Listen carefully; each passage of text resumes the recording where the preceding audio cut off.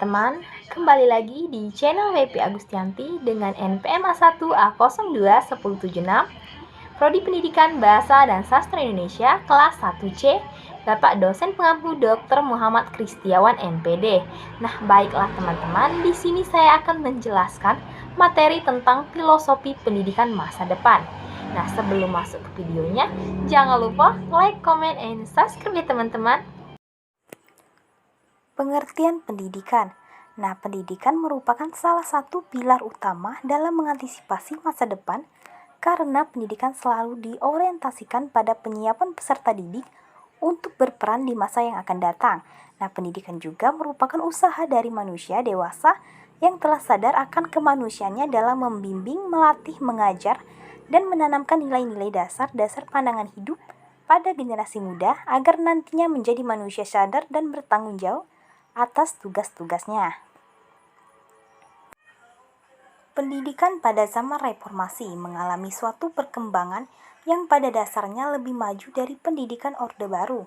Nah, pendidikan pada zaman Orde Reformasi mengutamakan pada perkembangan peserta didik lebih berfokus pada anatomi pendidikan.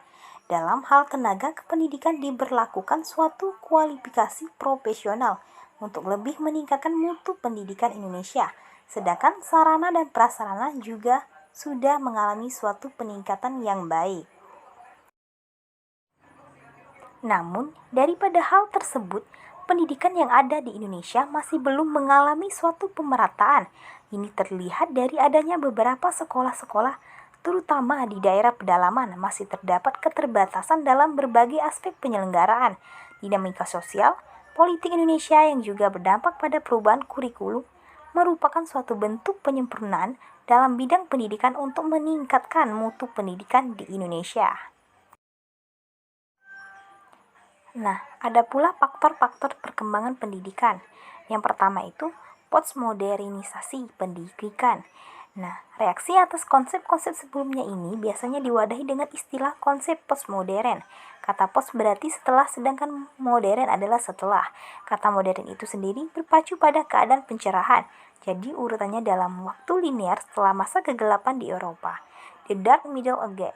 Abad pertengahan 1500-an kemudian disusul dengan pasca pencerahan 1600-an yang ditandai dengan abad reformasi di Jerman. Kedua, virtualisasi pendidikan. Pendidikan mengalami perubahan realitas semula dari pendidikan yang bersifat real atau empiris menuju pendidikan yang bersifat virtual.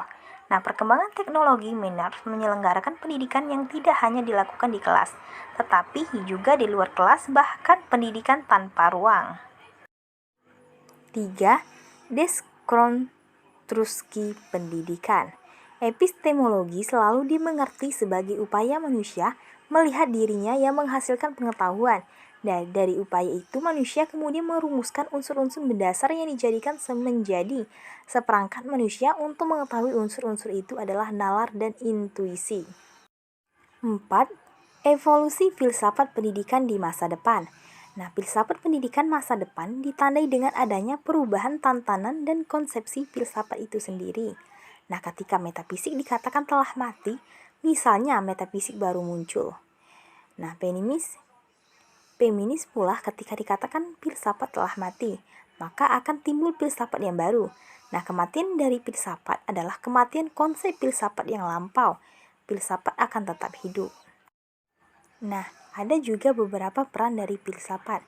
Yang pertama itu, filsafat berperan menetapkan ide-ide, nilai-nilai, cita-cita. Nah, sedangkan pendidikan bertugas merealisasikan ide-ide dalam ajaran filsafat tersebut menjadi kenyataan dalam bentuk tingkah laku dan kepribadian. Dengan demikian, filsafat dan pendidikan harus mampu memberikan pedoman kepada para perencana pendidikan dan orang-orang yang bekerja dalam bidang pendidikan.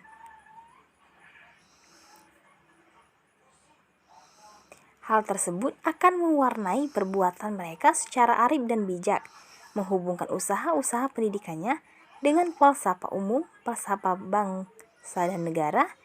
Pemahaman akan filsafat pendidikan akan menjauhkan mereka dari perbuatan meraba-raba, mencoba-coba tanpa rencana dalam menyelesaikan masalah-masalah pendidikan.